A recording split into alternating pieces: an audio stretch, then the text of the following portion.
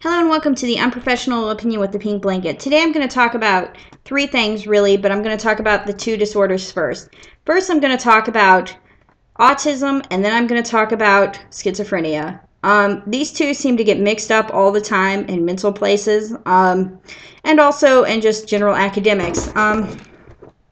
This is just my unprofessional opinion. Nobody takes me seriously. I'm just throwing it out there because it's bothering me. One thing is that you'll see in developmental disorders is that they adapt. They don't get progressively worse. They don't seem to go through a period of deterioration, and they don't seem to ever recover in the same way that other people potentially can. Now, in schizophrenics, on the other hand, you can see once the assault is removed from their brain, you'll see them start to improve a little bit and stabilize.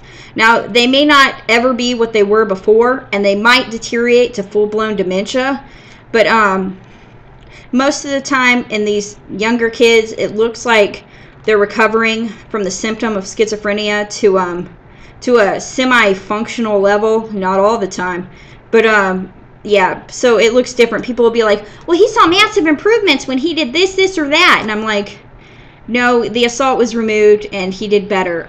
Now, some people that use oxygen therapy and stuff probably are helping their kids, especially if there's been an assault. But there's a huge risk with that. I'm definitely not advertising that. I'm just saying that they have seen improvements. And then that brings me to my next point. There are people who say, well, my kid did so much better when he was put on a gluten-free diet. That kid probably had delirium from a food allergy. So it's really horrible. I don't know why the medical profession doesn't rule out certain disorders before they give an autism diagnosis. You really have to check for things, because if those kids have food allergies, and they really need to be taken care of. But that's delirium. That's not autism. Another difference between a deterioration disorder and autism is the things affected.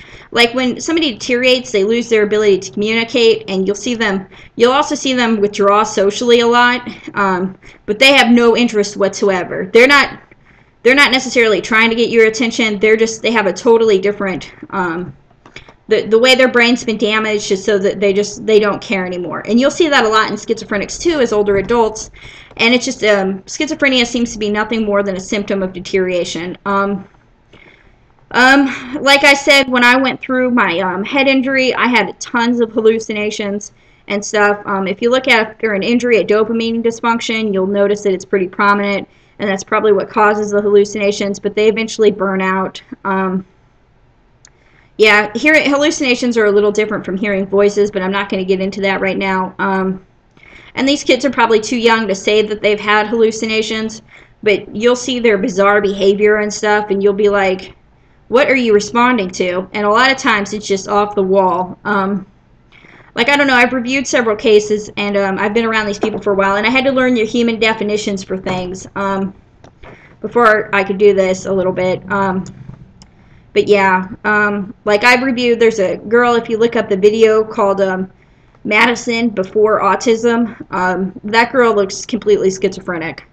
There are a few others where the kids have recovered a little bit from their assault, and they're not doing so hot, but they don't have a traditional autism, if you notice. If you've ever seen an autistic individual, I really think that they should focus their attention on the ones that are deteriorating and somehow stop that from happening, like if they're starting to show symptoms of it. They could also help first-time schizophrenics with that too, because once your brain's gone, man, it's gone. Even the highest technology in the world will not get that person back.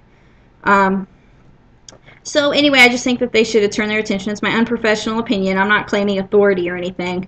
I'm just saying. And again, I do not think schizophrenia is a disease. It just seems to be a symptom of deterioration. Yeah. So you'll see huge problems with these kids, and they definitely look like they have schizophrenia. They don't look like they have autism. And they can recover a little bit.